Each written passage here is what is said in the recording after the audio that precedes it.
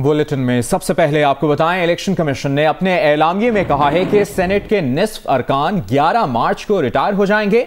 आइन के मुताबिक जो नशिस्तें अपनी मुद्दत मियाद पूरी करने के बाद खाली होंगी, उन पर इलेक्शन का इनेकाद 30 दिन कबल नहीं हो सकता। मजीद तफसीलात जानते हैं, नौशीन यूसुफ हमें ज्वाइन कर रही हैं। नौशीन, थोड़ी टेक्निकलिटी भी है, एक तो एलामिये से मुतल्लिक बताइएगा, दूसरा ज़िमनी इंतखाबात के शेड्यूल का भी ऐलान हुआ है। क्या क्लैश तो नहीं होगा दरमियान में अगर 11 फरवरी के बाद भी अनाउंस करते हैं तो?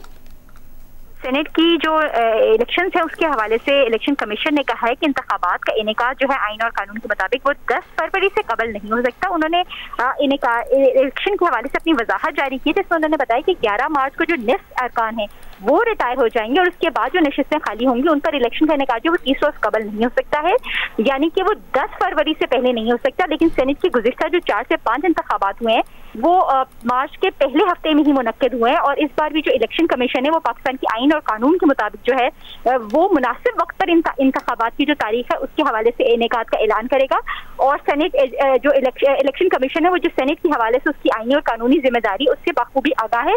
जबकि जो आज इलेक्शन कमीशन ने जो ज़िमनी इलेक्शन है उनके शेड्यूल का भी ऐलान किया है, जिसके मुताबिक जो बलूचिस्तान और सिंध की खाली नशिस्तें उन पर इंतखाब जो है वो 16 फरवरी को, जबकि कौमी असेंबली और पंजाब और जो खैबर पख्तूनख्वा की असेंबलियां हैं उनके ऊपर इंतखाब जो है वो 19 फरवरी को होने का होगा। जी ठीक है नौशीन यूसुफ, आपने अपडेट किया, शुक्रिया।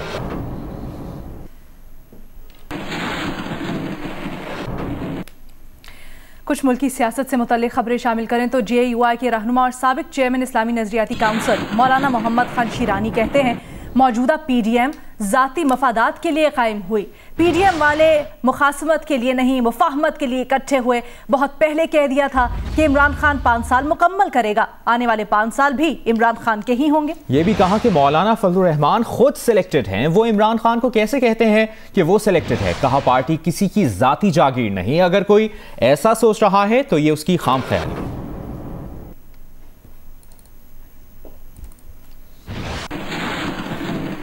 वज़ीर आला पंजाब की मुआविन खुसूसी फिरदौस आशिक आवान कहती हैं कि मौलाना शिरानी के बयान ने मौलाना फजलुर रहमान का जो डंका बजाया है उसके बाद हुकूमत को इनकी डुगडुगी बजाने की ज़रूरत नहीं है। मौलाना फजलुर रहमान के घर से इनके मुखालिफिन पैदा हो गए हैं।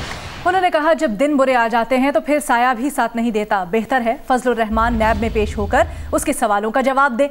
मौलाना शिरानी के बयान ने PDM का पोल खोल दिया, कौम को PDM लीडर का असल चेहरा दिखा दिया जो अपने जाती मफादात के लिए गुड्डा और गुड्डी को इस्तेमाल कर रहे हैं।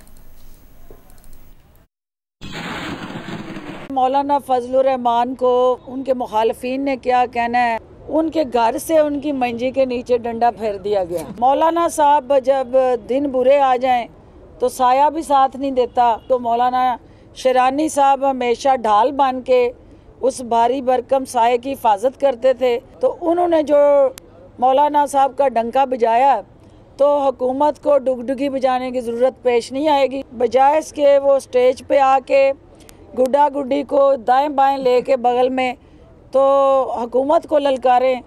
बेहतर है कि वो नैब में तशरीफ़ ला के तो वहाँ जो नैब पूछ रही है कि ये माल पानी जो है वो ज़राए कौन से थे, जाके वहाँ जवाब दें। और जैसे कि हम आपको अपडेट कर रहे हैं, मौलाना शिरानी के JUI फे की आला क़यादत पर इल्ज़ामात का मामला है। ज़राए से मुतल्लिक बताते हैं कि JUI फे ने आला सतह का इजलास 24 दिसंबर को इस्लामाबाद में तलब कर लिया है। JUI फे से मौलाना शिरानी की नाराज़गी अचानक सामने आई है। मौलाना शिरानी ने फजलुर रहमान के अमीर के चुनाव के वक्त कोई एतराज़ नहीं किया था।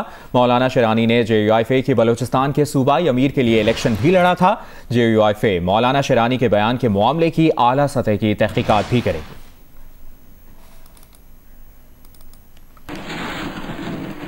जबकि वज़ीर ख़ारजा शाह महमूद कुरैशी ने पीपल्स पार्टी क़यादत के सामने सवाल रख दिया है और सवाल यह है कि आप PDM का हिस्सा हैं कि नहीं। उन्होंने कहा कि पीपल्स पार्टी PDM के इस्तीफों के फैसले की पासदारी करे या खुलकर इससे लाताल्लुकी का इजहार करे। वज़ीर ख़ारजा शाह महमूद कुरैशी का कहना था कि PDM में इस्तीफों के मामले पर इंतशार है, पीपल्स पार्टी इस्तीफे नहीं देना चाहती, नून लीग में धड़े हैं, अगर संजीदा हैं तो 31 दिसंबर को इस्तीफा जमा करवा दें, वरना कौम को गुमराह न करें। PDM के अंदर इस्तीफों के मामले पर इंतशार है और मुझे लगता है ये इस्तीफे नहीं देंगे। पीपल्स पार्टी इस्तीफे नहीं देना चाहती, क्योंकि उनके एक रहनुमा का बयान है कि ज़िमनी इंतखाबात में हम भरपूर हिस्सा लेंगे।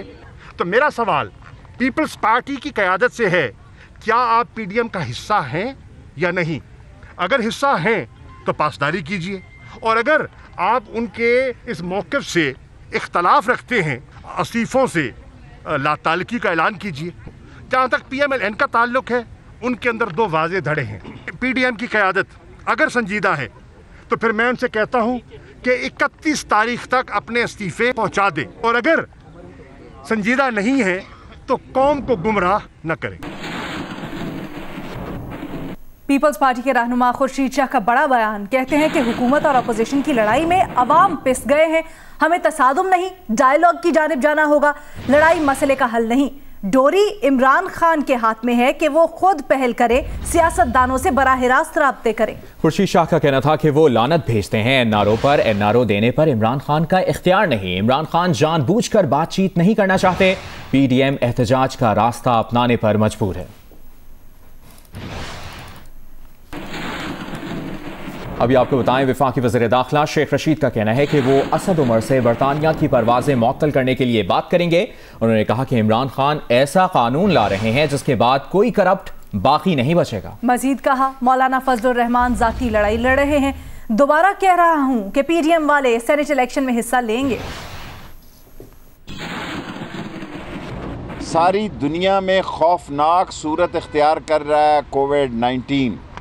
ख़ास तौर पर लंदन और सऊदी अरब तमाम फ़्लाइट्स बंद हो गई हैं, और मैं असद उमर साहब से कहूँगा कि पाकिस्तान में भी मैं रिक्वेस्ट कर सकता हूँ, मेरे पास अथॉरिटी नहीं है कि लंदन की फ़्लाइट्स बंद कर दी जाएँ। मुझे यकीन है कि पीडीएम में सेनेट इलेक्शन में हिस्सा लेगी। मैं दूसरी दफ़ा दोहराता हूँ, वरना इनको मैंने पहले अर्ज़ कर दी थी कि इमरान खान ऐसी कानून साजी करेगा कि आइंदा आने वाली नस्लों में भी ये 2 तिहाई की फिर सेनेट में किसी के पास अक्सरियत नहीं होगी, जिसमें के मनी लॉन्डर, मंजूर पापड़ वाले और मंसूर दही भल्ले वाले के नाम पे अकाउंट रखने वाले लोग नहीं बच सकेंगे। एक ज़ाती लड़ाई लड़ रहे हैं फजलुर रहमान साहब से, मेरी उनसे गुजारिश होगी वो ये ज़ाती लड़ाई मत लड़ें, ज़ाती लड़ाई मत लड़ें। आपको बताएं कि इंटरबैंक मार्केट में ट्रेडिंग के दौरान डॉलर 62 पैसे महंगा होकर 160 रुपए 71 पैसे का हो गया।